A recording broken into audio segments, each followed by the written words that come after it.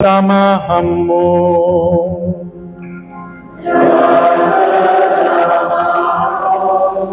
Inilah Injil suci menurut Santo Yohanes.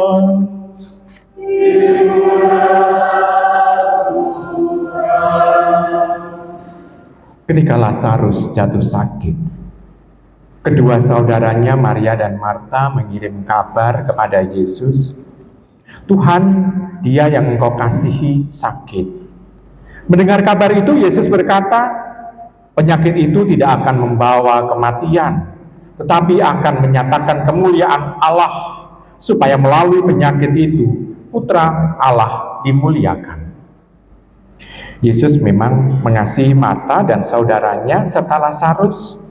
Namun, setelah didengarnya bahwa Lazarus sakit, ia sengaja tinggal 2 hari lagi di tempat ia berada.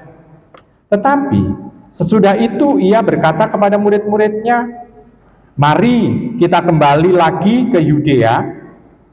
Ketika Yesus tiba di Betania, didapatinya Lazarus telah 4 hari berbaring di dalam kubur. Ketika Marta mendengar bahwa Yesus datang, ia pergi menemui dia. Tetapi Maria tinggal di rumah.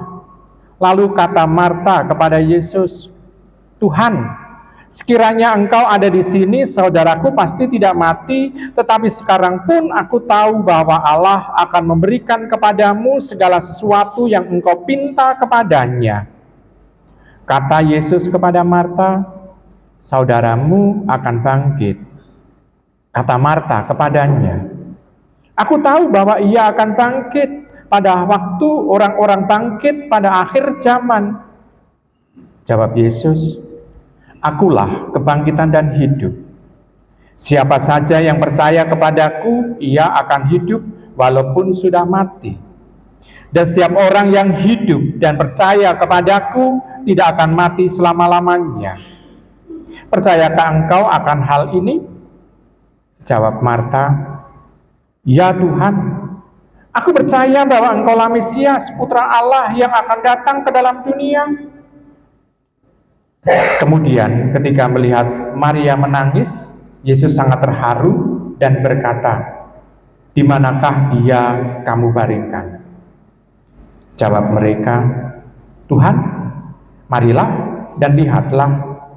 Lalu menangislah Yesus. Kata orang-orang Yahudi, "Lihatlah, ia sungguh mengasihi dia." Tetapi beberapa orang di antaranya berkata, "Ia yang memelekkan mata orang buta, tidak sanggupkah ia bertindak sehingga orang ini tidak mati?" Yesus sekali lagi sangat terharu, lalu pergi ke kubur itu. Kubur itu adalah sebuah gua yang ditutup dengan batu. Kata Yesus, "Angkatlah batu itu." Marta, saudara orang yang meninggal itu, berkata kepada Yesus, "Tuhan, ia sudah berbau sebab sudah 4 hari ia mati." Jawab Yesus, "Bukankah sudah aku katakan kepadamu, jika engkau percaya, engkau akan melihat kemuliaan Allah?" Mereka pun mengangkat batu itu. Lalu Yesus menengadah ke atas dan berkata, "Bapa, aku mengucap syukur kepadamu karena engkau telah mendengarkan daku. Aku tahu bahwa engkau selalu mendengarkan aku, tetapi oleh karena orang banyak yang berdiri di sini mengelilingi aku mengatakannya supaya mereka percaya bahwa engkaulah yang telah mengutus aku." Sudah berkata demikian, berserulah ia dengan suara keras, "Lazarus, marilah keluar." Orang yang telah mati itu datang keluar. Kaki dan tangannya masih terikat dengan kain kafan dan mukanya tertutup dengan kain peluh. Kata Yesus kepada mereka, "Bukalah kain-kain itu, biarlah ia pergi." Banyak di antara orang-orang Yahudi yang datang melawat Maria dan menyaksikan sendiri apa yang telah diperbuat Yesus, percaya kepadanya. Demikianlah sabda Tuhan.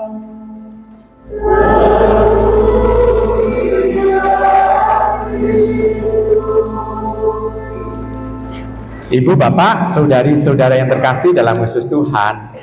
Tadi dalam pengantar saya mengatakan bahwa bacaan minggu kelima itu mengenai kisah sengsara Tuhan. Tapi sebetulnya itu juga menyiapkan kita supaya kita percaya akan Tuhan sendiri. Sengsara, penderitaan, ini bukan berarti Tuhan meninggalkan kita. Sebetulnya itu yang mau diungkapkan. Buktinya apa? Marta dan Maria yang bersedih, justru di dalam kesedihan itu, Marta dan Maria melihat siapa sosok Yesus itu. Dia mengatakan begini pada waktu dalam percakapan dengan Tuhan Yesus, percayakah engkau padaku? Tuhan Yesus mengatakan begitu. Lalu Marta mengatakan, ya Tuhanku dan Allahku, kami percaya bahwa engkau yang nantinya akan membangkitkan seluruh orang yang sudah mati. Dan di sana bisa kita melihat bahwa iman Marta ini sungguh luar biasa. Bisa kita sandingkan dengan Petrus. Pada waktu Petrus ditanya, pada para murid ditanya oleh Yesus, siapakah aku ini? Petrus mengatakan, engkau adalah Tuhanku dan Allahku, engkau adalah Mesias, Allah yang hidup. Dan di situ kita bisa melihat iman Marta sejajar seolah-olah dengan Petrus.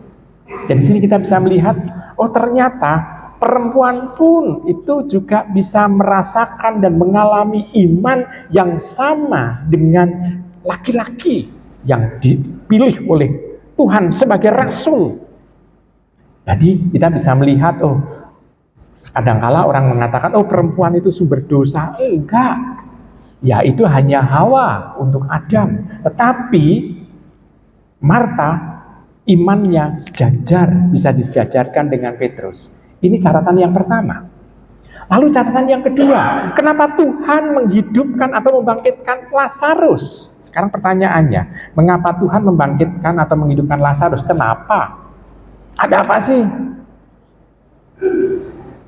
Karena saking sayangnya dengan Marta dan Maria. Mereka tiga bersaudara. Marta dan Maria belum atau tidak menikah pada waktu itu. Sehingga dia hidup dalam kesendirian. Semenjak Lazarus mati, nanti tidak akan ada yang bisa menopang kehidupan Marta dan Maria. Karena di kalangan orang Yahudi, perempuan itu dianggap nomor 2 dalam masyarakat. Maka kalau Lazarus mati, Maria dan Marta bagaimana? Seperti Tuhan juga menghidupkan pemuda di Nain, anak janda. Dan itu satu-satunya anak yang mati itu. Tuhan kasihan dengan sang ibu itu, sehingga Tuhan menghidupkan pemuda di Nain supaya ada yang menghidupi perempuan itu, yang menanggung kehidupannya. Demikian juga dengan Marta dan Maria. Karena Tuhan saking mengasihi Marta dan Maria itu, Tuhan membangunkan kembali Lazarus, supaya Lazarus ini bisa menanggung kehidupan bagi Marta dan Maria. Ini catatan kedua bagi peristiwa ini. Lalu sekarang yang ketiga, kita bisa melihat penderitaan, susah, justru Marta bisa melihat secara bening dan jernih sosok Tuhan. Kita pun juga mengalami hal yang sama. Kalau ditanya, pada saat kita gembira, kita sedih, kita mendekat kepada Allah pada peristiwa yang mana? Peristiwa pada saat kita mengalami duka cita, mengalami kesedihan. Kita banyak memohon kepada Tuhan, berdoa kepadanya. Sedangkan kalau pada saat bersuka cita, seringkali lupa. Contoh konkret, hari ini hari Lebaran, betul? Banyak orang-orang dari luar kota. Banyak juga dari paroki kita yang pergi ke luar kota. Betul ya? Benar? Nah, sekarang saya mau tanya dulu, yang dari luar kota ada yang datang? Angkat tangan? Oh ya, ini adalah orang-orang yang ingat akan Tuhan. Tetapi yang tidak ingat pada Tuhan, yang Sabtu dan Minggu tidak pergi ke gereja, lebih banyak atau lebih sedikit dibanding dengan yang datang ke gereja? Tidak berani ngomong, tidak berani komentar. Karena seringkali kalau pergi keluar kota hari Minggu lupa gereja ya. Ya, Oh iya, kur mewakili. Nah, kita bisa melihat di sana ada ungkapan begitu. Nah, ternyata pada saat berduka cita orang lebih ingat Tuhan, sedangkan dalam sukacita orang lebih mudah melupakan Tuhan. Maka kita ingat, kalau demikian, peristiwa nantinya yang kita renungkan mengenai kisah sengsara Tuhan yang dimulai nanti pada Minggu Palma, kisahnya dibacakan panjang. Di sana orang diajak untuk lebih bisa melihat Tuhan itu tidak menjauh dari Tuhan Yesus. Allah tidak menjauh dari Tuhan Yesus. Bapa tidak menjauh dari Tuhan Yesus. Tetapi ini memang dikehendaki oleh Bapa supaya Tuhan Yesus bisa menanggung seluruh penderitaan semua orang, termasuk kematian. Dan kita bisa melihat supaya orang mampu melihat bahwa memang Tuhan ini tidak pernah meninggalkan Tuhan Yesus. Nah, dengan demikian kita dikuatkan sebetulnya bacaan ini. Dikuatkan supaya kita bisa menilai bahwa Tuhan tidak pernah mau untuk membantai anaknya. Tuhan tidak mau menumbalkan putranya. Enggak. Dia tidak sebagai tumbal, tetapi justru sebagai yang dikehendaki oleh Allah supaya keselamatan itu ada dalam diri kita. Nah, sekarang kita bisa melihat Lazarus itu dibangunkan. Kenapa? Karena Lazarus setelah itu mengalami kematian lagi. Berarti tampak bahwa ini bukan kebangkitan yang pertama kali dialami oleh Tuhan Yesus. Mengubah badan yang fana menjadi badan yang mulia. Sedangkan kalau Lazarus masih makan seperti biasa, masih sebagai manusia biasa lagi, yang akhirnya mati juga. Nah, sekarang berikutnya kita bisa merenungkan adalah dengan peristiwa Lazarus dibangunkan ini, Tuhan sebetulnya menyiapkan para murid yang lain supaya para murid itu nantinya tidak getuni. Getuni itu bahasa Indonesianya apa ya? Tidak menyesali ya, tidak menyesali penderitaan yang dialami oleh Tuhan. Kenapa? Karena kadangkala orang lalu dengan kematian seseorang merasa semua itu selesai sudah. Dan kadangkala dialami juga oleh orang-orang yang misalnya kehilangan kedua orang tuanya misalnya. Kedua orang tuanya menjadi yatim piatu. Yang tadinya keluarga besar menjadi tercerai-berai. Untuk dikumpulkan sulit lagi. Kenapa? Karena orang tua ini menjadi pemersatu. Dengan meninggalnya orang tua, anak-anaknya sulit untuk dikumpulkan lagi. Karena tidak ada lagi pemersatunya. Nah, para murid juga pada waktu Tuhan Yesus itu mengalami sengsara dan kematian, mereka pergi kemana-mana, tidak menyatu. Petrus saja yang mencoba untuk melihat dari belakang. Yohanes bersama dengan Maria dan yang lain-lain tidak tahu, tidak diceritakan dalam Injil. Tapi yang jelas adalah tidak ada lagi pemersatunya.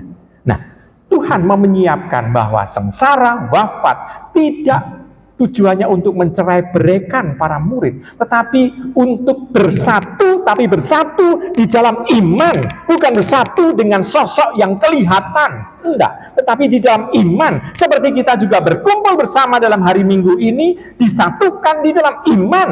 Tuhan tidak kita lihat, tapi Tuhan bisa kita rasakan, bisa kita alami, bisa kita dengarkan juga suaranya, bisa kita, pokoknya pendek kata kita bisa merasakan seperasaan, sebela rasa dengan Tuhan.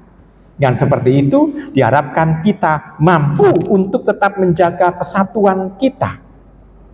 Walaupun tadi di dalam kita bisa melihat dari luar kota pun itu datang di sini, tetap merasa bersatu.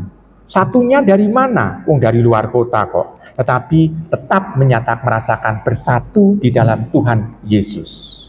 Nah, ibu, bapak, saudari-saudara terkasih dalam Tuhan. Dengan demikian kita bisa merasakan kebersatuan dengan saudara-saudari kita yang seiman. Nah, Saya mau tanya dulu kepada panjenengan sebelum saya melanjutkan homilinya. Sudah kenal dengan saudara yang di kiri, kanan, depan, belakang? Belum? Silakan untuk sekarang salam damai dulu deh. Supaya bisa merasakan kebersatuannya.